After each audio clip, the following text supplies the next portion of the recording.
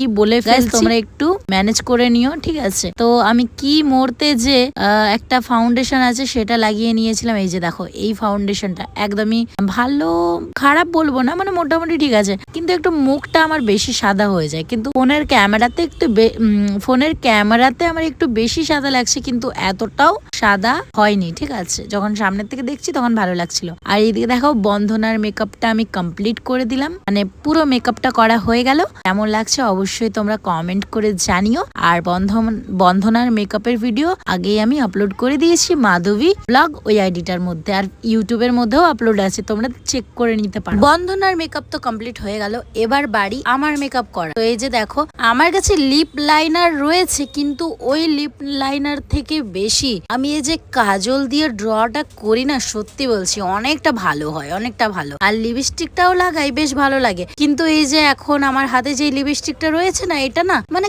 খুব টাইট একটা লিপস্টিক, মানে ভালো না। কিন্তু এবার নতুন লিপস্টিক কিনবো, বেকার টাকা নষ্ট করবো, এখন যা আছে সেটা দিয়ে কাজ চালাচ্ছি, কারণ একটু হাতটা টান টান রয়েছে, বেশি এখন টাকা খরচা করতে পারবো না, যা আছে সেটা দিয়ে কাজ চালাতে হবে, তাই সেটা দিয়েই করছি। এই লিপস্টিকটা এক জায়গায় বসে থাকছে না, মানে ঠোঁটের নিচে ঠোঁটের উপরে লেগেই যাচ্ছে, একবার করে লিপস্টিক। আর এই যে এই মহারানী, এখন বাজে দুপুর 1টা, এখন ঘুম ভাঙলো।